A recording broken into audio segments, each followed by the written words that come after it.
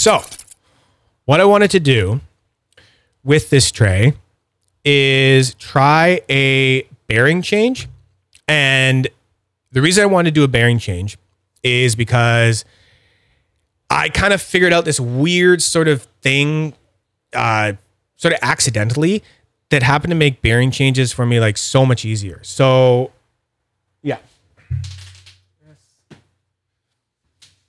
So what I usually do is I put this somewhere else. I usually like to have just like a little like rag down like that because of the bearing glue. Then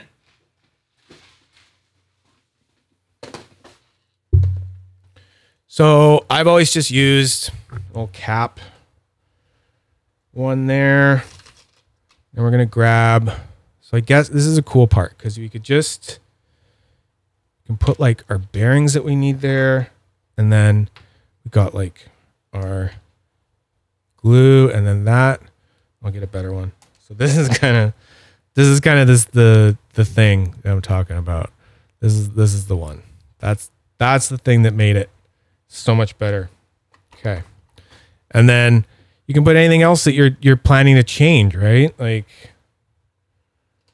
you put like little extra bearings like that. Oh, that's so cool. And then, oh yeah, like if you had some extra little, if you were like planning on changing out some grub screws in your button, put those up there. Or like, I don't know, anything. Get some more bearings. Get some like Golden Eagle ones here. So good. Okay.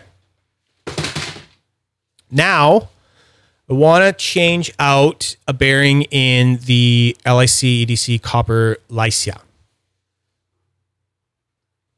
So this thing, I went and I put in some spacers. Yeah. Yeah. You're right. Spacers. There you go. Spacers. Oh, those don't match. 2 metal ones. 2 resin ones. There you go. So what this did, putting this, I put one of these in. I put a dark matter bearing in, a full ceramic dark matter. You know it as a dark matter from like Cap. That's what, no, Unquiet Hands calls it a dark matter bearing. So it makes it very loud. Because what I've done is you've taken a fully ceramic bearing in there, which is already one of the loudest kinds of bearings. And then you put an Altum button on there, which, as we just spoke about, makes bearings louder. And then I had to do this to make it work, but it actually adds more to it. Then this also has spacers on it. I put a couple of those little resin spacers I just took out of there. And then I had to put a longer post in it to make it all work. So with all that modding, we get this happening and you get that different magic sound going on there. So I'm going to put this aside. Because one thing that happens when you do put those bearings in is dark matter bearings, they are not very fast. It's just not very, it's full ceramic bearings are not very fast. Love you too, bro. The Vampire, I forget what your name is supposed to mean. Yeah, that thing. Yeah, okay. So we're going to take this out and I'm going to put in a good old operator. Good old operator bearing. So this thing's so easy, right? If you haven't used one before, I'm kind of brushing over this. I should go back. So that's how these work. If you were putting it back in, and we'll go over it again, you would use the other side of it. So there's one side that's flat, And the flat side doesn't really fit into the bearing. So use the flat side. Like I said, we'll go over it again when we put the new one in. So if you've never done this before, so the flat part, when it pushes it down, slowly pushing it down in there. So the flat part, it can't go all the way through with the bearing. It has to stop. So in it stopping, it flushes up the bearing with the body of the spinner, right? That's kind of the idea of it. And then when you're taking it out, you put the other one in, and that, oh, got cat hair, and that fits right inside the bearing and can also go through the hole. Very convenient. My only qualm with this bearing tool, and it's the only bearing tool I've tried, because it was pretty affordable. It was like 50 bucks. And there's ones that are even cheaper on like G1 website and stuff. But there's all these these like bearing tools out there that are like as expensive as like a cheap spinner, like $150, $200. And I'm like, I don't know. I'm not going to spend that much on a tool, and I'm only spending too much on this stuff. So putting this aside, this is the one. Okay. So I kind of came up with this accidentally because Jamie Acker, I was talking to him about changing spinner bearings and stuff. And he said that he was using some flossing tool as like a scraper. And I went, oh yeah, hey, that's probably a pretty good idea. So I was like, honey, do we have any flossing things, like those little pick things or something like that? And he was like, yeah, whatever, look in the bathroom in the drawer.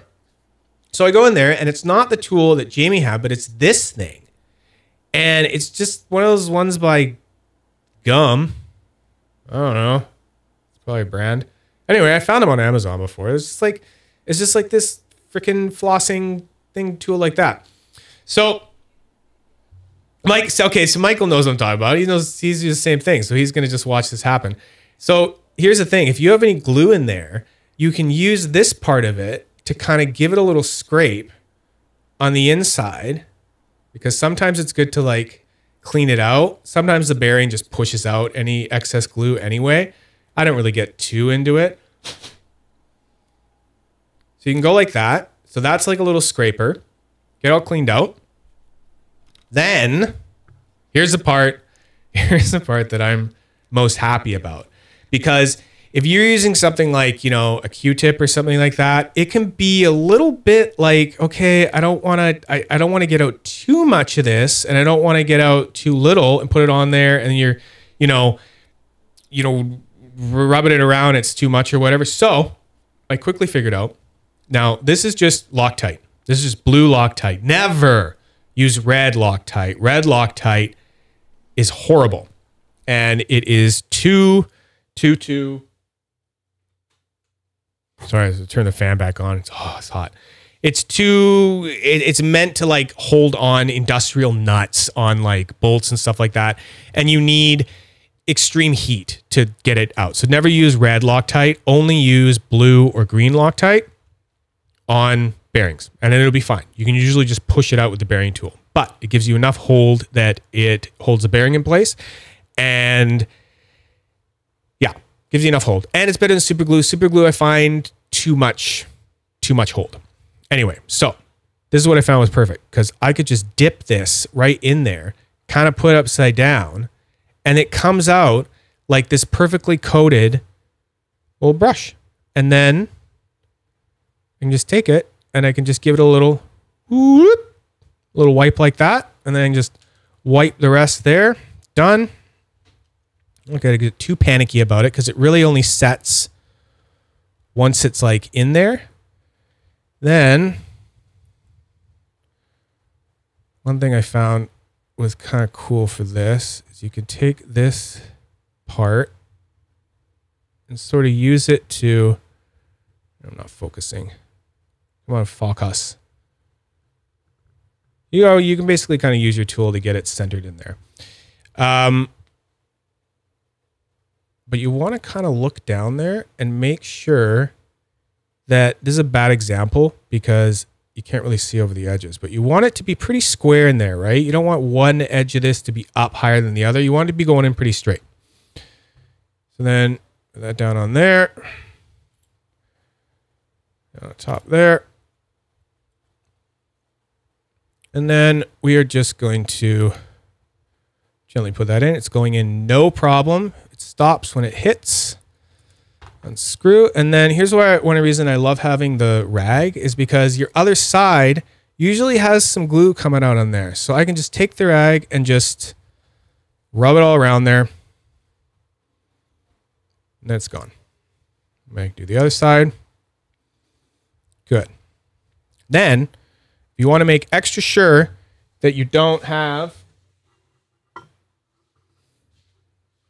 anything else in there, you can get one of those like air dusters and you can just sort of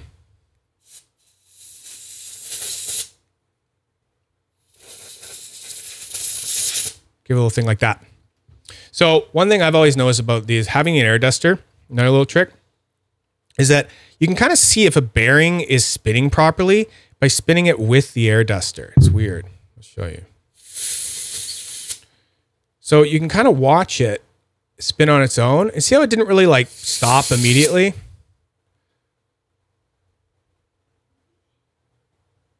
went pretty decent. I've seen them go better. I like them when they kind of stop slower than that. That one kind of stopped abruptly.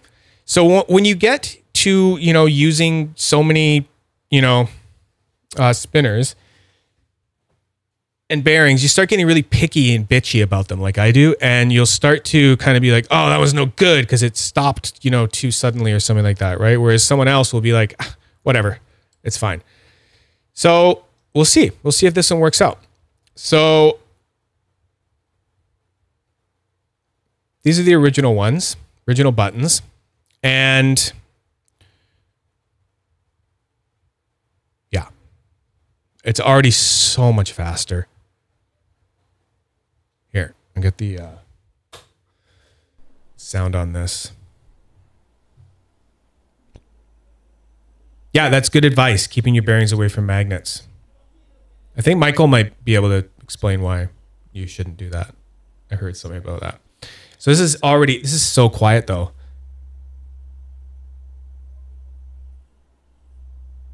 I'm not even like,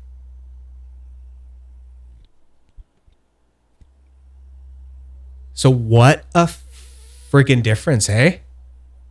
So we changed the bearing and we changed the buttons.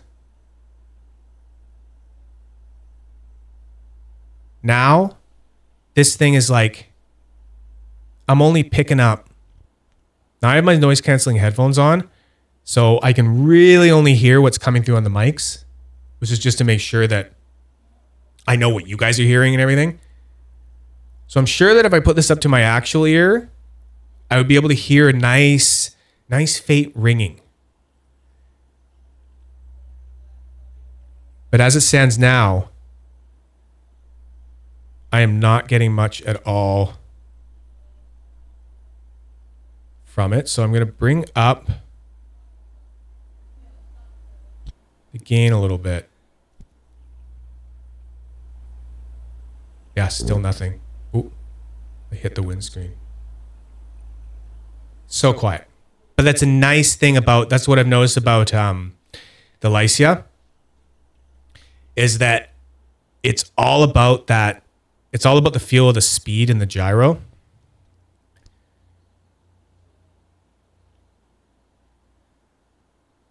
LIC EDC made this spinner.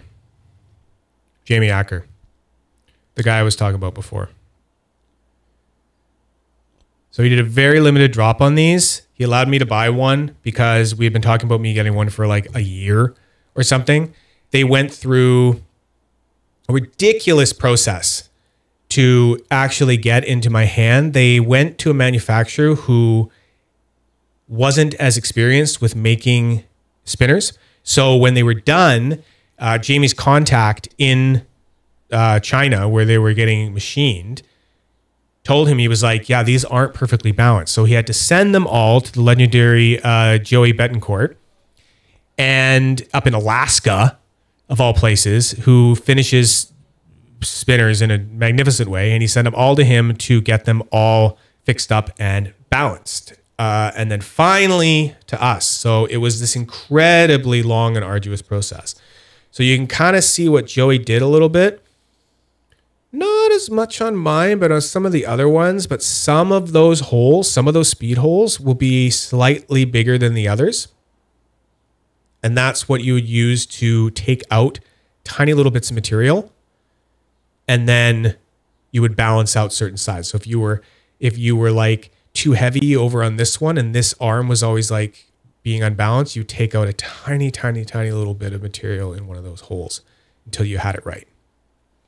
So yeah, I just wanted to have that on record. I've thought about the way I've like changed bearings and for a while, and that was super slow. Like when you get fast at that, I can do that whole process in less than a minute, like hands down. I can just be like, I can put that in and go, nope, don't like that bearing. And then buttons off, grab the thing, pop it out, just get another one and just throw another one in. It becomes so fast and easy.